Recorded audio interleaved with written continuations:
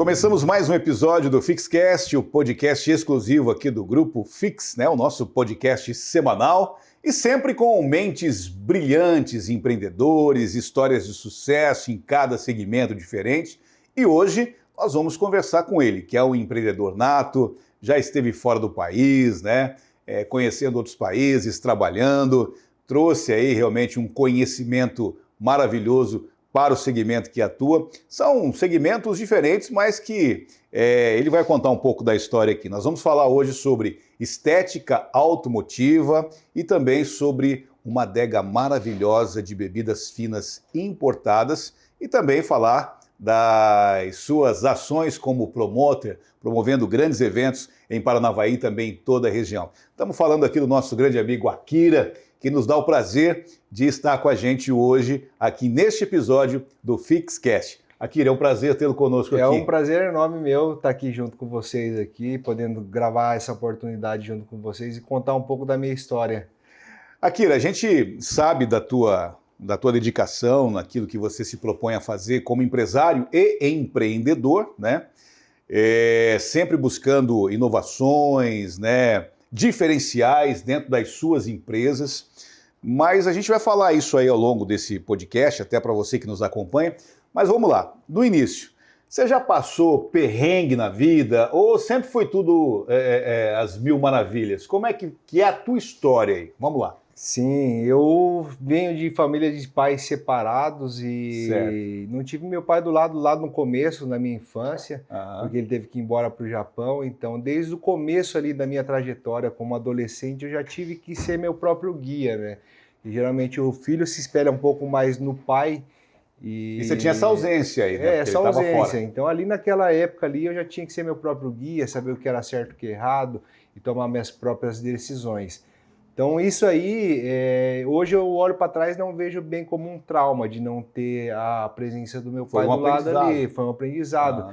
E assim, eu não vejo como um trauma e converto isso como gratidão, porque isso me transformou um ser mais forte que me fez eu conseguir alcançar diante de todas as adversidades que a vida me trouxe aí, das barreiras, dificuldades, perrengues, enfim, para chegar onde eu cheguei. Que bacana. Então quer dizer que na fase da adolescência, onde grande maioria dos adolescentes está lá na fase de curtir, de talvez fazer coisas que a adolescência realmente se propõe a fazer, você já estava ali centrado, entendendo que para você chegar aonde você queria, você precisava ser um cara mais centrado naquilo que você buscava, nos seus objetivos, né? Desde a adolescência. Você já de mais novo, na adolescência, já trabalhava? Como é que foi isso aí? Porque você também esteve fora do país, você foi para o Japão. Sim. Depois você vai falar um pouco mais. Você trabalhou antes de ir para o Japão ou não? Depois, como é que foi essa tua pegada na adolescência? Sim, eu comecei a trabalhar muito cedo, na minha idade ali com uns 15, 16 anos, eu trabalhei por alguns anos em um escritório de advocacia. Certo. Na época era o Dr. Antônio Gracindo e os filhos dele moram em Maringá, são uns advogados bem conceituados lá, e era bastante teórico o serviço ali, era digitar petição, antigamente era digitar petição, ir ao fórum, protocolar a petição. E foi uma experiência boa, só que aqui eu vi que aquilo ali não se enquadrava no meu perfil. Certo. Porque eu sou mais perfil executor, né? Então ali naquela parte de teoria ali não se encaixava muito no meu perfil. Então chegou ali perto da minha maioridade, eu vi a oportunidade de ir para fora, como eu sou descendente de japonês, a oportunidade de ir para o Japão. Fui para o Japão, morei por lá uns 5 anos. E lá onde eu tive contato, o Japão é um país de primeiro mundo, principalmente na parte automobilística. As melhores marcas do mundo estão por lá, né? Então eu tive contato com bastante nessa parte automotiva. Então lá naquela época de 18, 19 anos, me fez florescer essa vontade, essa paixão por carro. Que legal. Então eu trabalhei lá como operário em fábrica, como a maioria, grande parte dos brasileiros que vão para lá trabalha. Fiquei por lá 5 anos. Aí teve uma crise mundial muito grande na época, em 2009, 2010.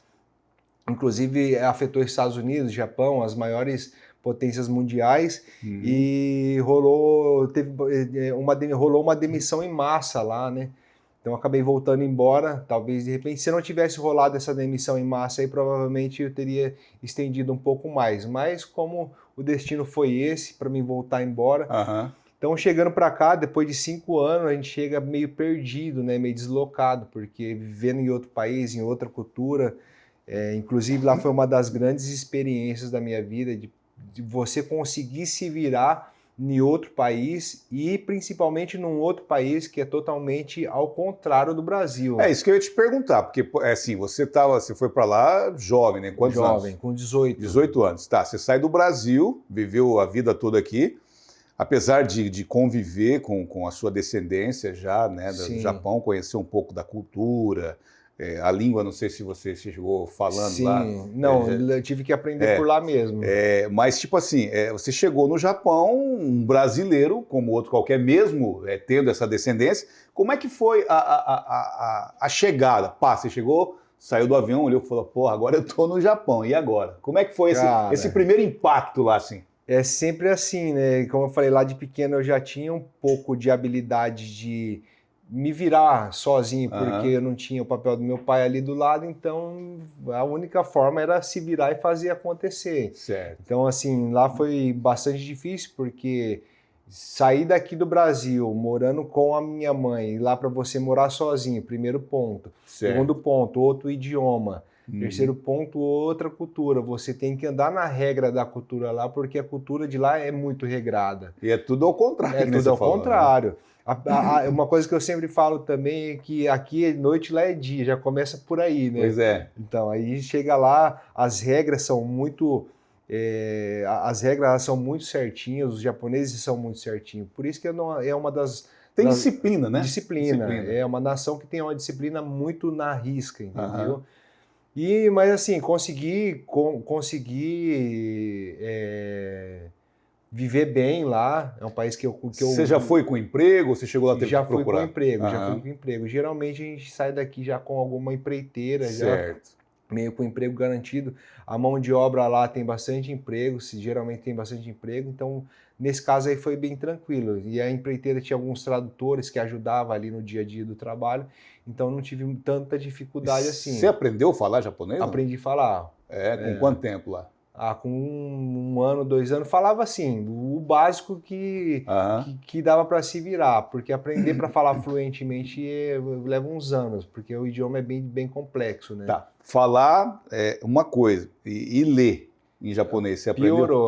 Piorou. Aí a escrita deles é muito difícil porque tem a escrita do kanji, né? Significa por símbolos, e cada símbolo é uma letra. Tem vários significados, só que daí tem que ver o contexto da frase. Quer dizer, você tem que ver a figura e calcular o que quer dizer. Isso, é mais ou menos isso daí. Caramba, é bem complexo, tá? E ler também de lá para cá, né? De lá para cá. É tudo meio ao contrário lá. Bem diferente. Então aí a leitura, daí no caso, porque ele tem essa leitura com símbolos, mas tem também o... Sim. Tem o alfabeto que é para palavras que não são do palavreado japonês, que isso aí é um pouco mais fácil, igual... vai escrever meu nome. O nome não é uma palavra japonesa, não tem no dicionário japonês. Então é escrito nesse alfabeto, desse modelo de alfabeto. Então esse alfabeto a maioria das pessoas que estão lá, que são estrangeiras, acaba aprendendo, porque tem que assinar o nome ali em japonês. Entendi. Escrever em japonês. E a fala, você fala em alfabeto ou você fala em símbolos? É um só? Não, a fala é um só, né? A fala é um só. Uma só. Sim. Que legal. E falando um pouco mais dessa sua experiência como operário no Japão, onde você disse que aflorou a tua vontade ou a tua paixão pelo segmento automotivo, qual era a tua função lá como operário no Japão? Lá eu trabalhei em várias fábricas. Eu trabalhei em fábricas de montagens de notebook para Toshiba, trabalhei em fábricas de... Na época era televisão de LCD, não era nem o LED ainda. Certo. Que fabricava o vidro, que fazia o cristal líquido ali para transmitir a imagem. Trabalhei em fábrica de motor de trator, foi um pouco mais pesado. Trabalhei também em fábrica de montagem de banco, que era uma terceirizada para várias outras fábricas, que fazia os trilhos de deslizamento do banco ali. Uhum. Então, assim, emprego lá tem de vários tipos, entendeu? Certo. E o trabalho lá é todos os dias da semana, porque assim, a gente tem informações que o Japão, ele não tem feriado, né? É final de semana. Como que funciona a carga horária no Japão lá? Cara, lá é assim, geralmente as fábricas, ela tem o trabalho, o expediente de 8 horas, a partir das 8 horas entra a hora extra, para completar o meio período, que são as 12 horas, né? E a partir das 8 horas são hora extra e entra o outro turno. Tem algumas fábricas que rodam 24 horas e também aos finais de semana. Aí geralmente assim, é 5 para 2, aí geralmente às vezes quando é 5 para 2 você acaba trabalhando um a mais, acaba trabalhando 6 dias para fazer uma hora extra, só que daí o calendário os finais de semana não bate no sábado e no domingo, então certo. é meio assim, vai andando de acordo com o calendário, entendeu? E assim, é uma ação que foca mesmo no trabalho, né? A produção, eu acredito que onde você trabalhou também seja produção em série, em escalas, né? Cada um tem o seu setor ali, e é um país realmente que funciona dentro da disciplina, e o trabalho é o foco principal deles lá. Sim, o trabalho é o foco principal, isso aí já vem do padrão da cultura do japonês, né? Assim, a gente fala que no Brasil, aqui, primeiro vem família, depois vem trabalho, lá é meio inverso, eles são bem focados em questão de trabalho, bem dinâmico, bem exigente na questão do trabalho, entendeu? Tanto é que tem uma cultura histórica que até hoje, em grandes empresas aí, grandes empresas a nível mundial usa, que é o toyotismo, né? Sim. Que é o padrão Toyota. Isso. Tanto é que o Toyota é um dos carros que menos vem com defeito no mundo, entendeu? Exatamente. Então isso aí vem enraizado desde lá de dentro da cultura. Isso aí virou estudo de colégio, isso aí, né? O padrão toyotismo. Isso, é um case mesmo, isso aí é internacional, então, né? Internacional. E em termos de lazer, como que o japonês se diverte? É igual o brasileiro, gosta de fazer churrasco, passear? Como é que é o lazer do... Lá no Japão, assim, em padrão para homem, eles gostam muito de jogo.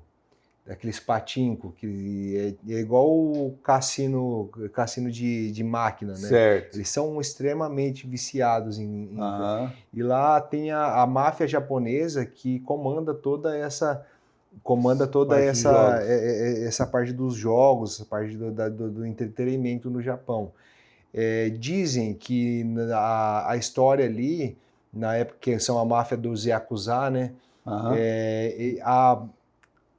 As leis de lá, as leis, justiça e tudo, são bem, bem rígidas. Só que eles dão uma passada de pano Sim. em questão da máfia, porque a máfia que ajudou a reconstruir o Japão na época da guerra, que eles perderam o Pearl Harbor para os Estados Unidos, entendeu? Então isso aí é uma lenda que eles falam lá, que a polícia, a justiça não interfere muito.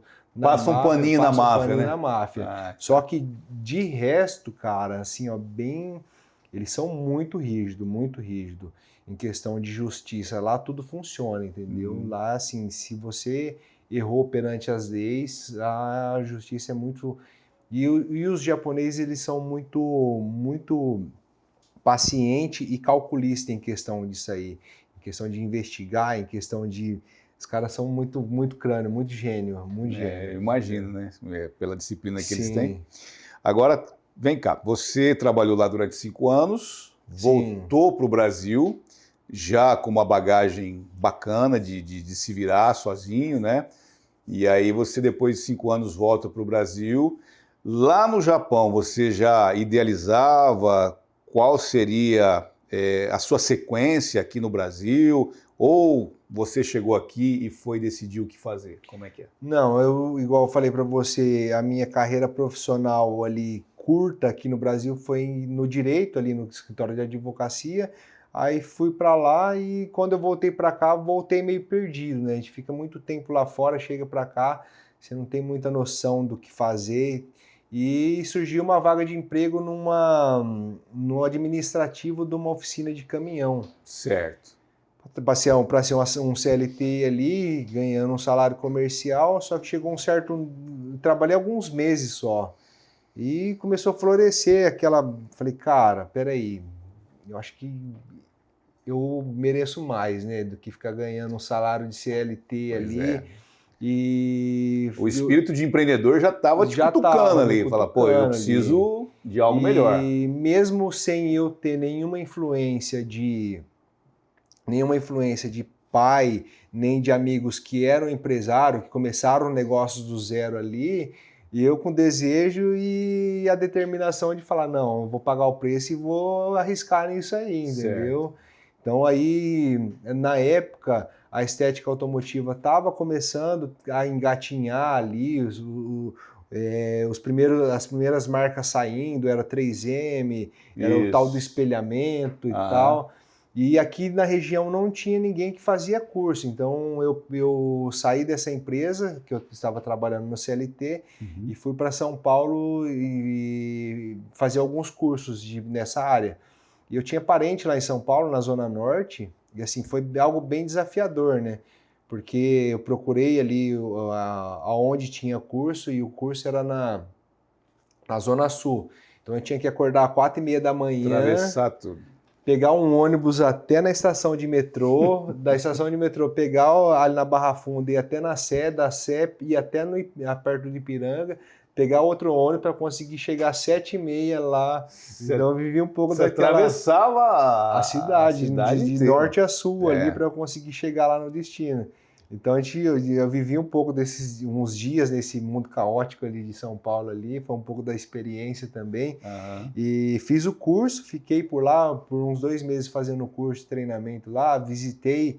Eu sempre fui assim muito curioso, cara, de buscar para ver. Isso é importante. Entendeu? Né? Então eu busquei para buscar alguns parâmetros, alguns exemplos. Então eu andei em algumas centros de estética automotiva para ver como que era o funcionamento ali. Aí cheguei aqui em Paranavaí e tomei a decisão. Falei, não, comecei primeiro a fazer os primeiros carros ali para criar habilidade na garagem de casa. Certo. Só que chegou um certo ponto e eu sempre assim, essa ideia de conversar comigo mesmo. Peraí, qual que vai ser o próximo passo? Legal. Daí eu conversando comigo mesmo, falei, cara, na garagem de casa vai ser mais difícil de eu ser reconhecido e chegar onde eu quero chegar, se eu realmente quero ter uma empresa, né? Porque na garagem de casa é mais complicado, né? Se tá ali num amador na garagem de casa. Pois é. Então eu preciso me tornar um profissional. Aí, já logo depois, criei a coragem, fui lá, aluguei as 2 primeiras portinhas minhas ali e comecei a fazer mão de obra. E assim, no primeiro ano foi um grande sucesso, assim, a prestação de serviço, porque eu sempre fui bastante determinado em entregar resultado, né? Certo. Entregar bons resultados. Então, assim, por mais que durante a nossa trajetória, acontece de ter algumas falhas, porque a gente é humano, mas eu sempre fui, assim, bastante determinado em entregar resultados perfeitos, entendeu? Que bacana. Então, dali comecei a trabalhar e foi dando certo. Mas no começo você não vendia os produtos, você adquiria para fazer os veículos, Não, não vendia os produtos. Aí nessa caminhada aí, eu fui lá, comecei como eu falei para você, eu nunca tive influência nem exemplo de pessoas que eram empreendedores, aí eu tive que ir buscando,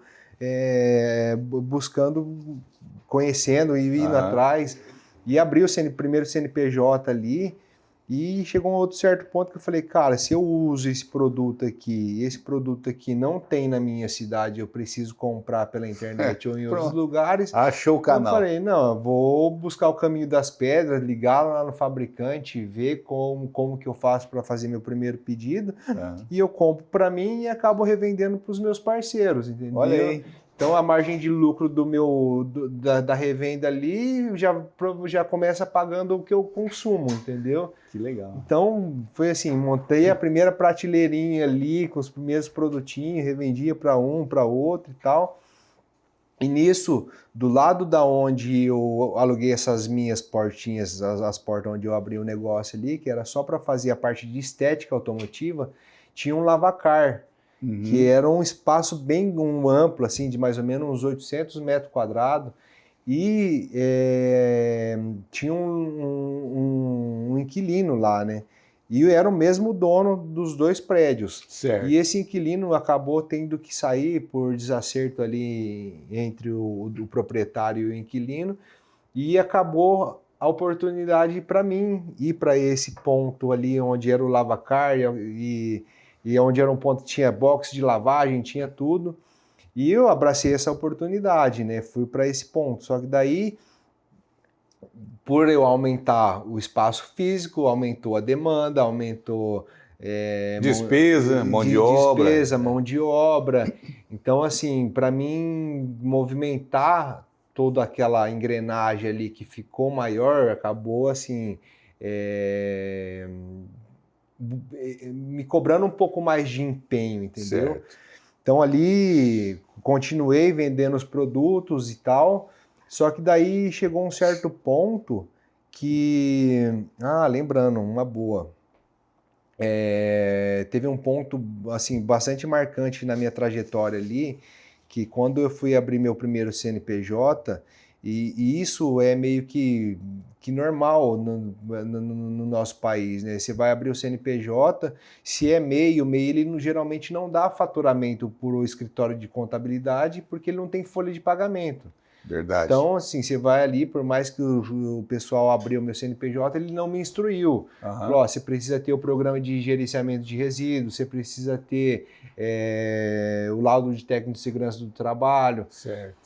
Então, assim, um certo dia apareceu um fiscal do Ministério do Trabalho na minha empresa. Então, isso aí é algo, assim, busquei conversar com bastante pessoas, inclusive uma pessoa de dentro do Ministério do Trabalho, qual que era a probabilidade de esse fiscal ter ido na minha empresa. E, cara, provavelmente foi alguma denúncia.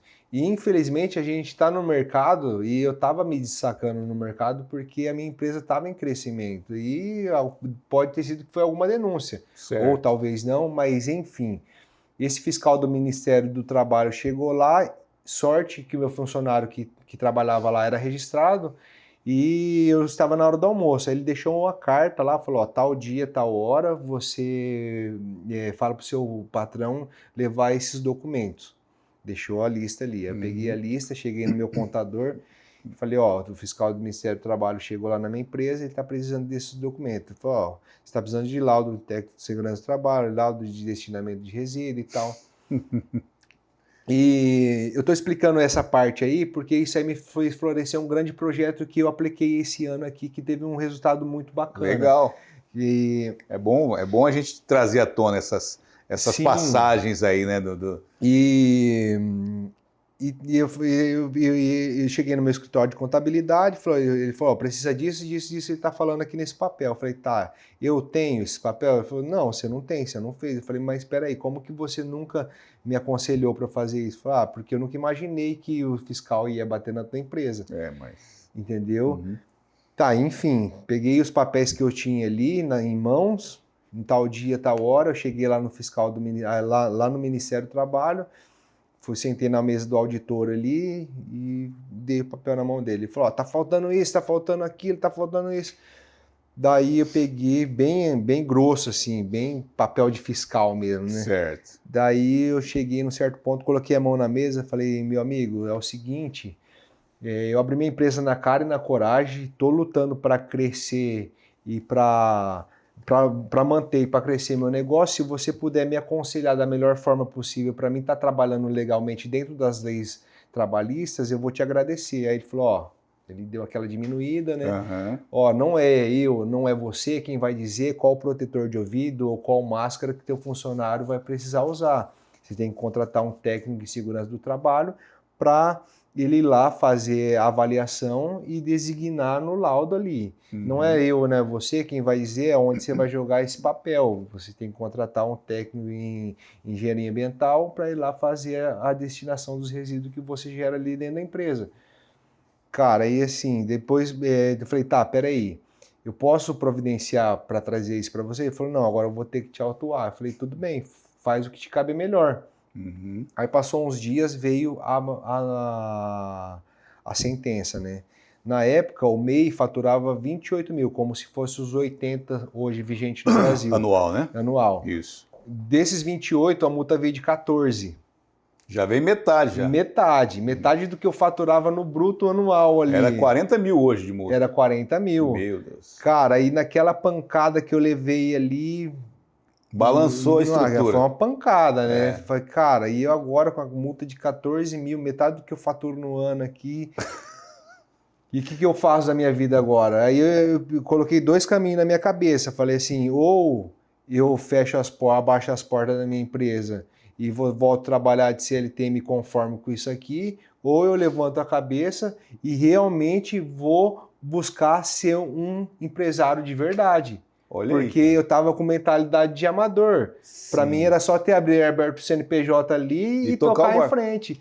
E hoje eu vejo que muitos empresários que abrem o CNPJ estão nesse mesmo modo, entendeu? Exatamente. Então eu levantei a cabeça, entrei com recurso, contratei um advogado, depois saiu a sentença, ele alegou que a multa não era condizente com o meu faturamento, veio uns 7 mil de multa, deu uma quebrada ainda mais. Metade, né?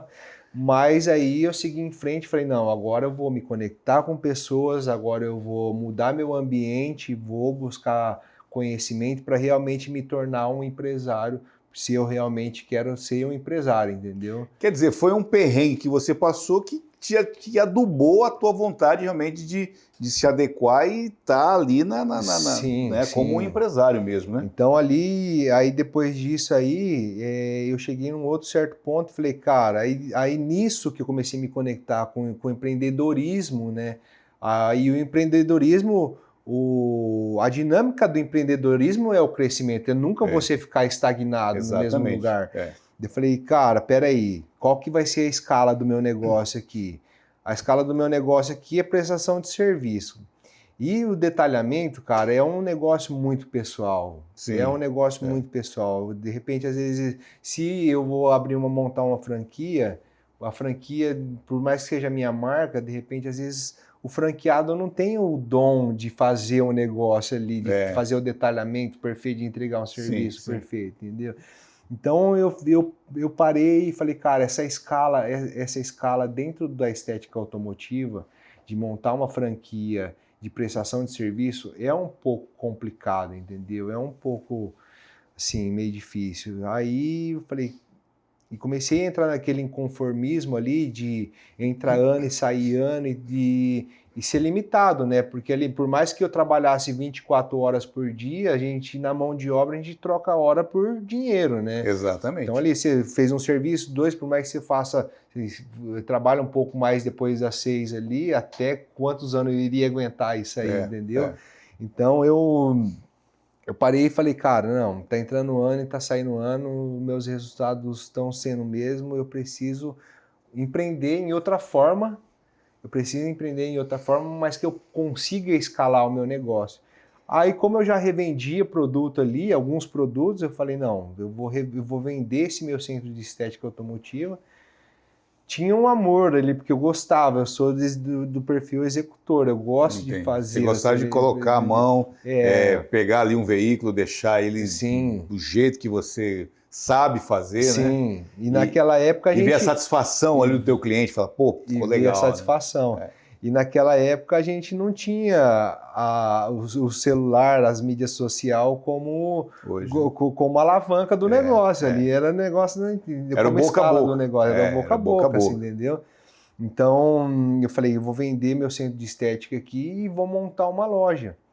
Então assim, aí falei, nisso aí eu já tinha meu filho, já tinha as minhas despesas fixas no mês ali, e anunciei para vender esse meu centro de estética automotiva, e eu falei, cara, peraí, eu preciso de um plano B, porque se eu vender meu centro de estética automotiva aqui, eu não posso pegar esse meu capital, meu desejo era montar uma loja de produto para estética automotiva, vender meu centro de estética, mas nessa transição eu precisaria de um plano B para mim estar me sustentando, para não descapitalizar o dinheiro que eu ia vender meu centro de estética automotiva ali. Aí nisso foi florescendo e tal. Na época, eu vi uma tendência muito grande no gin, nos bares. E bebida é tendência. Tem época que é aquela tendência muito grande, e naquela época estava nascendo o Instagram. Uhum. Então, era a época da modinha das menininhas tirarem foto com a tacinha de gin. Exatamente. Então, aquilo ali virou algo instagramável. Uhum. E eu falei, cara, é uma sacada boa, né? É uma sacada boa, porque não tinha ninguém vendendo gin, o gin estava no trend, estava no hype ali do negócio. Peguei, fui para o Paraguai, comprei uma caixa de gin, trouxe, montei um Instagram. Peraí, a Exótica Importados começou com a caixa de gin vindo do Paraguai. Com a caixa de gin, cara. Olha que legal. Paraguai. Então tá. Aí comprei uma caixa de gin, trouxe. Aí falei, e eu sempre gostei de bebidas, né? Uhum. E o gin não era uma bebida que me atraía muito, porque o gin tradicional, ele é bem amargo, né? E não era uma bebida que me atraía muito. Aí depois eu comecei a dar umas pesquisadas, e o gin tem vários tipos de você preparar ali para vários gostos. Isso. Aí eu fui lá, peguei uma garrafa de gin e falei, não, agora eu preciso preparar. Vou comprar a taça. Procurei a taça na cidade inteira e ninguém vendia. Aí veio mais uma sacada. Vou vender a taça. Fui lá, pesquisei quem fabricava aquelas taças de acrílico. Uhum. Fui lá, achei o fabricante ali em Maringá, mandei fabricar uma caixa. Então eu fui no Paraguai, peguei uma caixa de gin, comprei uns packs de Red Bull e montei. Os primeiros posts ali era a promoção do combo de gin com a caixinha de Red Bull e de brinde a taça. É claro que a taça estava embutida no valor do combo ali. Olha aí. Pum, vendia. Então comecei a vender bastante. E já vendia pelo Instagram? Só pelo Instagram. Certo. Só pelo Instagram. Uhum. Então aí eu criei essa cultura já no digital, a loja no digital. Ela já saiu. As pessoas pediam, as pessoas acompanhavam, seguiam ali. E assim, como eu vendia, as pessoas compravam o gin, estava na tendência, me marcava a minha loja. Então ela começou a criar uma tendência ali dentro das mídias sociais, né? Uhum. Então aí eu montei a lojinha dentro da sala de casa. Quer dizer, a estética começou na garagem e a exótica começou na sala. Isso. Aí eu continuando trabalhando lá no meu centro de estética, nisso ele estava sendo vendido, e começou a desenvolver a lojinha ali dentro da sala de casa, aos finais de semana e tal. Uhum. E eu me lembro até hoje, cara, que assim, a gente desacredita de muita coisa, porque às vezes é o nosso padrão que a gente carrega, entendeu? Então, como assim, como eu não tive contato com pessoas da alta sociedade, assim, que tem um poder aquisitivo maior, eu comecei a investir ali nas garrafas mais baratas de uísque, um Johnny Walker Red Label e tal. Aí eu vi que um uísque desejado era o tal do Royal Salud. E falei, cara, vou comprar uma garrafa dessa. E na época a garrafa ainda custa, em torno aí de custo, uns 700, 800 reais. E eu, na minha mentalidade ali, minha mentalidade humilde, foi: será que existe público para isso? Quem que vai comprar uma garrafa de uísque de R$1.000? Será que compensa eu deixar esse capital investido ali? E olha o nível de mentalidade, entendeu? Aí nisso comecei a desenvolver a loja.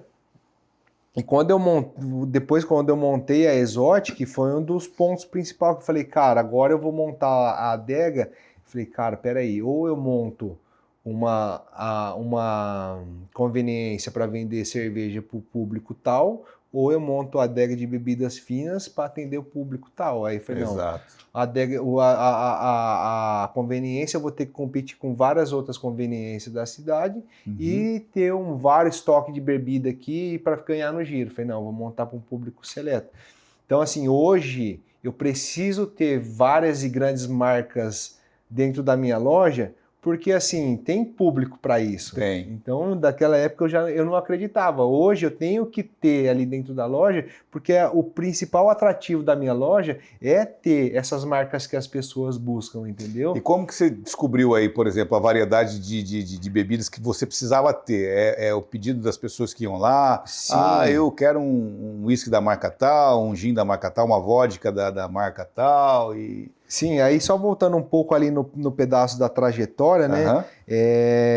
Como eu criei a Exotic no digital ali, veio a pandemia.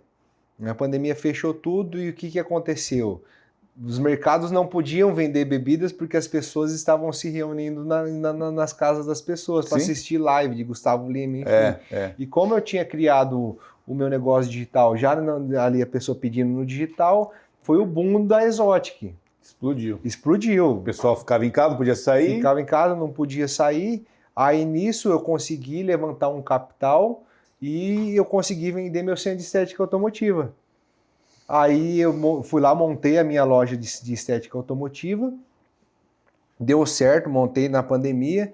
E usando um pouco do capital que eu vendi ela e também um pouco do capital que eu estava movimentando na Exotic, porque ficou todo mundo travado dentro de casa e angustiado e bebendo, né? Infelizmente... Com medo de morrer, né? Foi fato, né? Foi fato. Ou bebia com medo de morrer. Então daí eu investi na Exotic para ser uma adega de bebidas diferenciada na cidade, para ter um padrão diferenciado na cidade, ainda mais porque assim... Não é, como eu falei, eu vi que eu tinha público para isso e que não tinha lugar para esse público buscar aqui na cidade. E aí você fazia a entrega, você levava? Sim. Que ali seria a minha oportunidade, entendeu? Claro. Então, assim, aí depois disso, os clientes vão falando, você consegue isso, e a gente foi buscando. Hoje você tem um mix variadíssimo lá, tanto de vinhos, como espumantes, como... bebidas destiladas, cervejas importadas também, então hoje sim, regionalmente é a adega mais completa que a gente conhece. Aí, sim.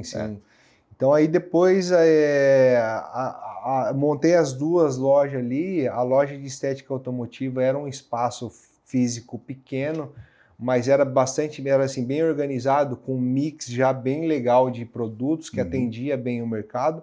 Só que daí começou a aumentar bastante a demanda, né?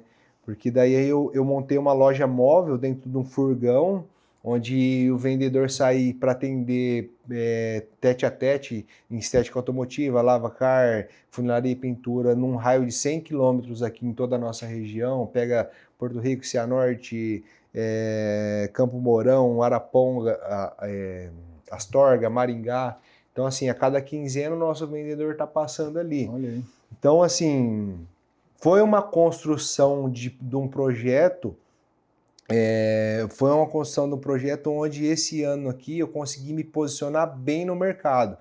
Porque essa minha loja aqui, como eu falei, era um espaço físico pequeno, mas eu precisaria, na hora que eu tivesse uma cartela de cliente maior, onde eu poderia montar um espaço que teria o lugar da venda dos produtos ali, junto com o estúdio, a gente colocasse o carro ali, demonstrasse o produto para fazer vídeo, para trazer os fabricantes para fazer workshop e apresentar os produtos da forma correta, e também fazer cursos técnicos para me profissionalizar esse pessoal que usa os produtos. Olha entendeu? Aí, que legal. Então, assim... Esse ano foi em setembro do ano passado que a gente reinaugurou. Eu peguei um espaço bem mais amplo. Bem localizado na cidade, no Jardim Oásis ali, né? Sim, ficou bem bacana o espaço ali. E já formei várias turmas de técnico em estética automotiva ali. Quer dizer, você está preparando, profissionalizando as pessoas também dentro desse segmento. Aí, assim, esse é o nosso propósito, entendeu? Porque, legal. Assim, só você vender produto por só se vender produto, hoje o mercado é bastante amplo, a pessoa pode entrar na internet, pode entrar em qualquer outro lugar ali, mas você está se preocupando com o cliente ali, tendo propósito junto com o cliente, isso fortalece muito a marca, né? Que legal. Então, assim, e uma coisa que eu sempre falo para os nossos clientes, a gente revendedor é um intermediário entre o fabricante e o consumidor ali, o profissional na ponta. Isso. Então é importante assim a gente ter uma boa convivência entre fornecedor e entre consumidor, porque de repente às vezes algum problema no produto ali ou alguma desconhecimento de não saber fazer o produto da forma correta, a gente está ali sempre intermediando e tendo esse contato, entendeu? Que legal. Me fala uma coisa agora, você foi destaque e a Rede Globo de televisão fez uma matéria com você. Sim. Né? A pergunta é a seguinte, como você acha que você surgiu para que a Rede Globo te procurasse para fazer essa matéria com você e como você se sentiu falando um pouco do seu trabalho numa grande rede?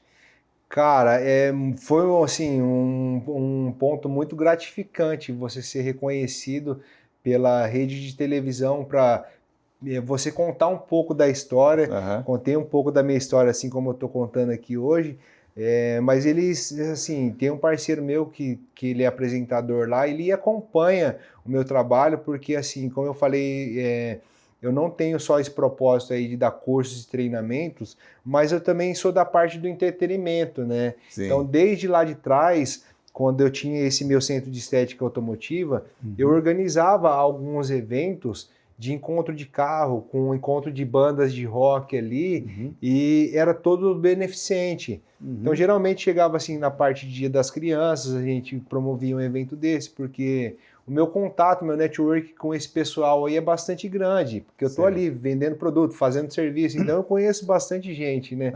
Então eu organizava, era fácil de organizar ali, pegava um investimentinho de um empresário, de outro ali para pagar as bandas que tocavam durante o dia ali, e durante todo o dia a gente fazia esses eventos. Então, depois que eu mudei para esse novo prédio que eu tenho um espaço físico ali onde eu poderia estar organizando, e assim, logo no dia da inauguração eu fiz um eventinho de rock ali com encontro de carro antigo, e no final do ano eu fiz um encontro também, que é uma confraternização de final de ano, para poder juntar todo esse pessoal aí, né? Esse pessoal da estética automotiva, da funilaria, dos carros antigos, dos carros clássicos, das bandas de rock. Que legal. Então eles viram assim que o propósito sempre chama a atenção das pessoas, né?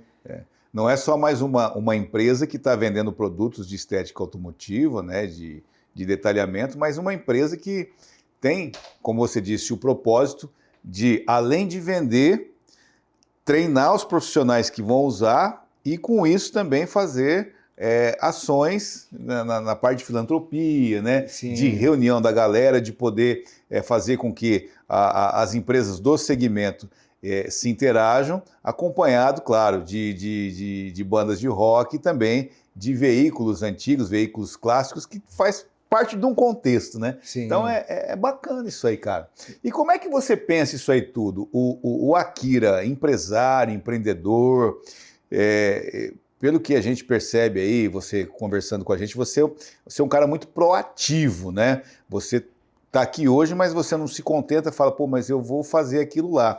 Você tem uns insights assim de buscar aquilo que realmente você sabe que vai te trazer retorno, mas ao mesmo tempo que vai servir também o consumidor, né? Sim. Talvez uma necessidade, como você falou aí na época do gin, da taça, que não tinha na cidade, você foi buscar isso aí. É claro que sendo um trabalho teu, você visava o retorno, mas também para poder atender.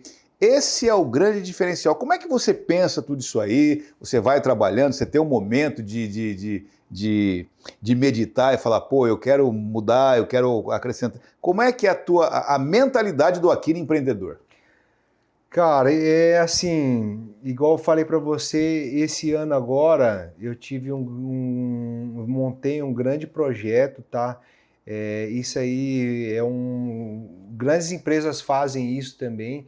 Assim, eu venho buscando exemplos de grandes empresas, de grandes empresários, de grandes pessoas, e um grande projeto que eu coloquei para rodar foi baseado nessa história que eu contei para você, do ponto principal que eu levei, aquele tombo do fiscal do Ministério do Trabalho, entendeu? Aquela multa de 14 mil lá. O que acontece? Hoje, eu como empresário, eu atendo, como eu falei, num raio aqui de 100 quilômetros, mais de 300 clientes que eu conheço, assim, pessoalmente, entendeu? E eu vejo que a principal dor desses clientes é a mesma dor que eu tive nessa pancada. Porque a maioria desses clientes meus, por mais que tenha alguns ou outros que cresceram, que se destacaram, não tem o conhecimento básico como empresário. Sim. Do mesmo padrão que eu estava lá atrás, entendeu? E como nessa minha trajetória eu precisei me conectar com vários palestrantes, vários profissionais para me conseguir chegar onde eu cheguei, eu me conectei com uma grande parte que fazia sentido para me montar um evento. Então, esse ano eu fiz um evento chamado Pro Business. É um evento para empresários do setor automotivo. Eu consegui fazer 2 edições e essas 2 edições foram repetidas, porque teve uma edição, alguns dos clientes foram, outros não puderam ir. Eu decidi, falei, não, tem mais clientes que precisam ir nesse nível de conhecimento. O que é o Pro Business? O Pro Business é um evento voltado somente para donos de negócio, entendeu? Onde eu consegui reunir vários palestrantes para estar palestrando num único dia ali, para estar esclarecendo o que você precisa do básico. Certo. Um técnico em engenharia ambiental, um advogado para falar sobre os direitos e deveres trabalhistas. Eu nunca tive nenhuma trabalhista, mas de eu conversar com vários clientes meus que às vezes cara, tô com um problema aqui, um funcionário meu saiu... O cara me levou no pau. É o que mais acontece, entendeu? E assim, é uma dor, cara, e isso impede da pessoa crescer e deixa a pessoa desprevenida. Porque se a pessoa nem sabe o que é a lei, igual eu estava lá atrás, eu estava desprevenido, eu não sabia que eu precisava ter esses laudos. Então eu peguei um técnico em engenharia ambiental, especialista, um médico especialista em segurança do trabalho, um mentor em vendas, um mentor em gestão de processos dentro da estética automotiva. É um cara que é um parceiro meu que tem bastante exemplo, porque a estética automotiva dele roda com processo sem ele estar lá dentro, entendeu? E isso aí é algo praticamente impossível em vista assim no macro, porque a maioria das empresas de mão de obra só roda quando o patrão está ali dentro, assim, entendeu? Então ele conseguiu chegar nesse nível de implementar processos dentro da estética automotiva e o negócio funcionar sem estar ele dentro ali. Peguei um mentor também muito bom sobre inteligência emocional. Então assim, foi um dia onde começou ali o primeiro palestrante, inteligência emocional. Geralmente esse pessoal aí nunca participou de uma palestra motivacional. E palestra motivacional, por mais que seja clichê, cara, a primeira que você escuta, que você assiste ali, você leva aquele choque. Verdade. Porque bate na ferida ali, você entendeu? Aí ele já deu aquela motivada e depois entrou um palestrante tributarista, fala muito bem sobre você está recolhendo impostos, porque a necessidade de recolher impostos, na hora que você, de repente, se você realmente quer crescer o seu negócio, você vai precisar de um auxílio do governo, de um empréstimo. De repente, às vezes, você consegue um empréstimo com uma taxa de juros boa para você conseguir alavancar o seu negócio. E se, de repente, às vezes, você nunca recolheu o imposto, você acaba perdendo essa oportunidade. Então, eu peguei um tributarista, especialista, para estar falando sobre impostos, sobre recolhimento de impostos. Um do direito para falar sobre direitos trabalhistas, também falou um pouco sobre registro de marca é importante. Se você sonha e almeja aumentar a sua empresa e posicionar ela bem no mercado aí, você tendo registro da sua marca aí é importante, né? De repente, às vezes, alguma pessoa registra a mesma marca que você não registrou, você acaba perdendo a marca e o seu nome que você, de repente, levou alguns anos para construir. Com certeza. Então, e assim, eu tive um resultado bem bacana, assim, o feedback da galera ali, de ver depois que saiu ali, falar, cara, eu implementei isso, cara, bacana, eu não sabia que eu precisava ter um licenciamento ambiental para, de repente, às vezes, pegar uma licitação da prefeitura, entendeu? De algum órgão público, assim, entendeu? Então, assim, a maioria, eu vejo que a grande parte dos meus clientes, ele tem essa necessidade educacional de como ser um empresário, você entendeu? Foi uma dor que você sentiu lá atrás que, de repente, você não quer que os seus clientes, né?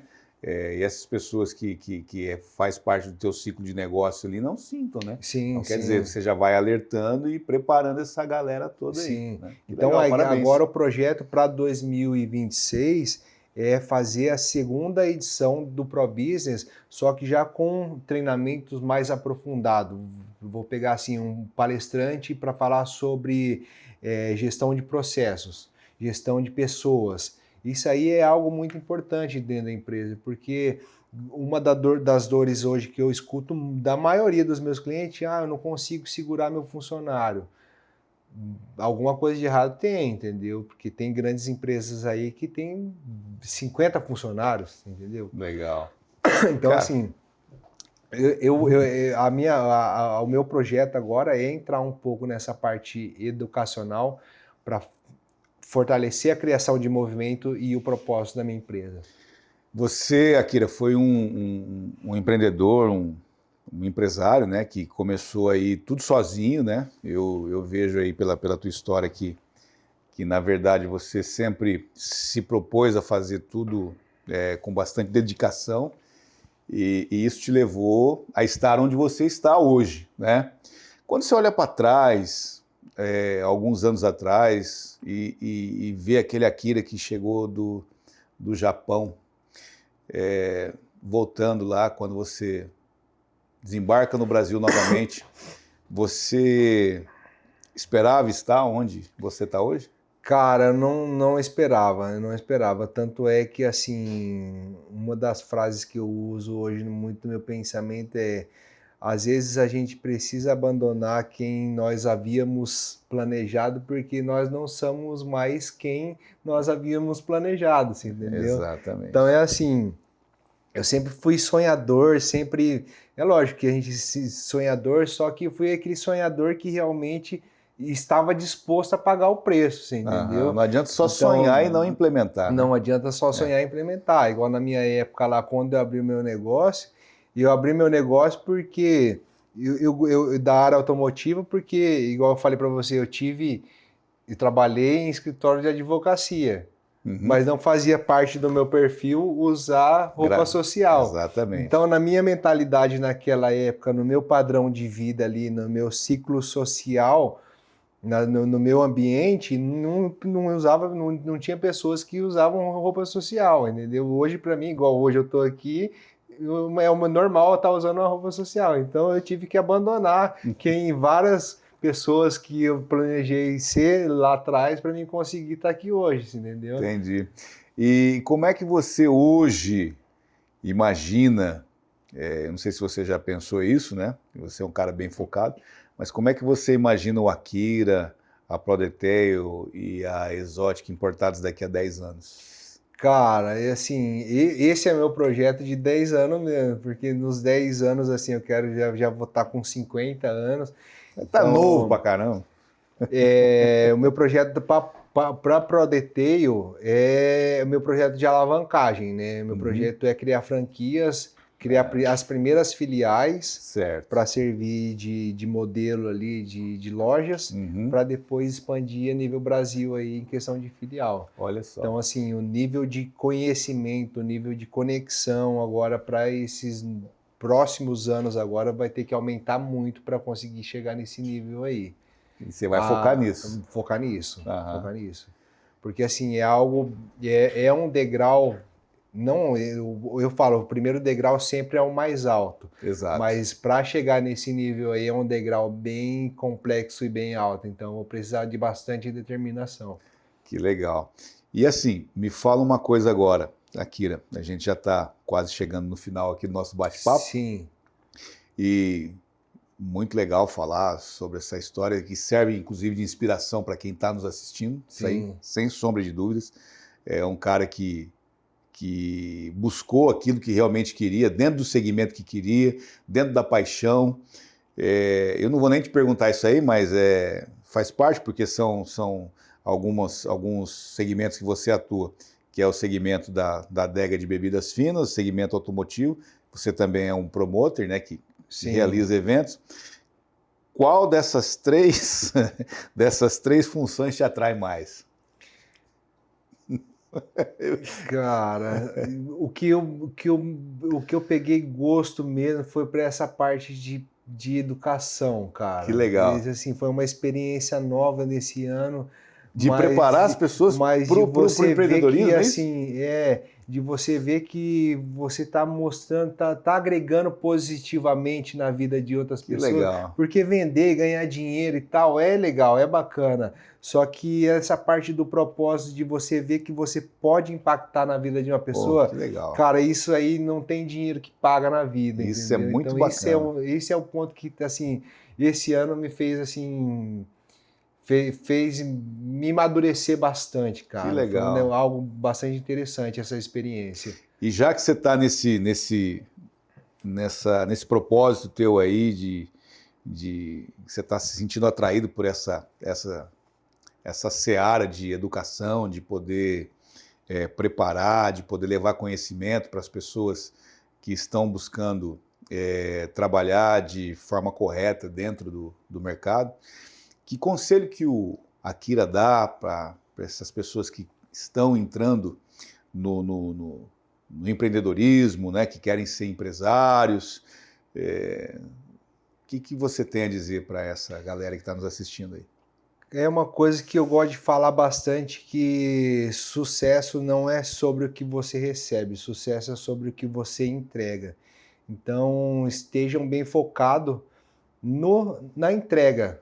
Na entrega do seu serviço, na entrega do seu atendimento, na entrega do seu profissionalismo, na entrega do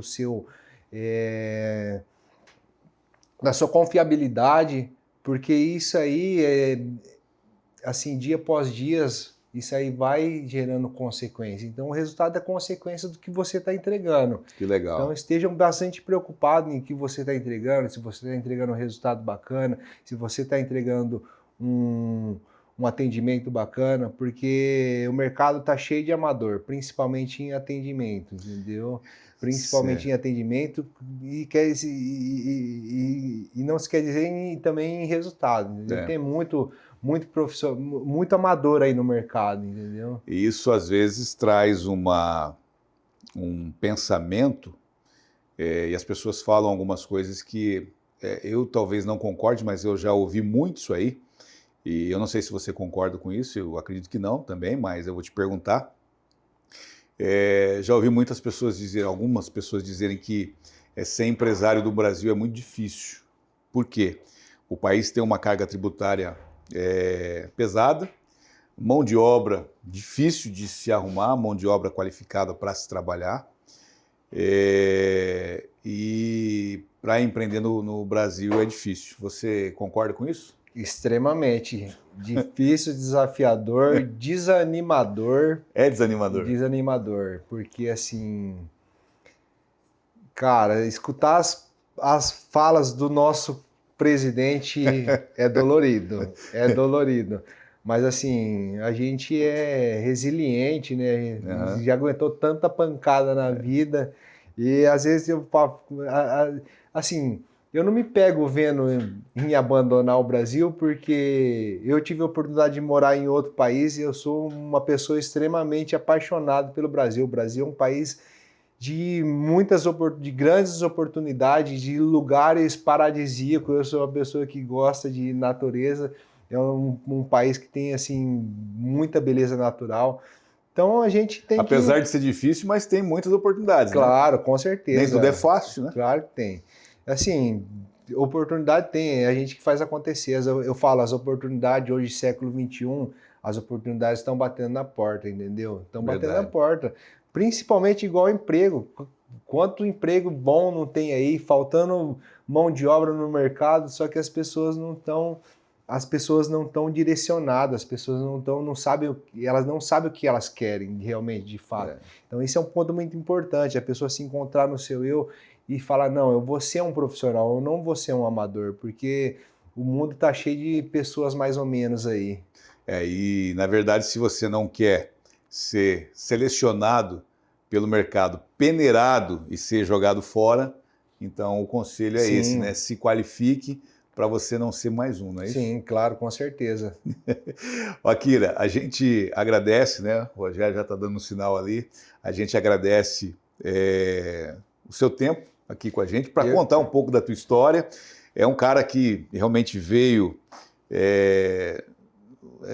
com bastante coragem e bastante foco para ser o que é hoje esse grande empresário, empreendedor aí.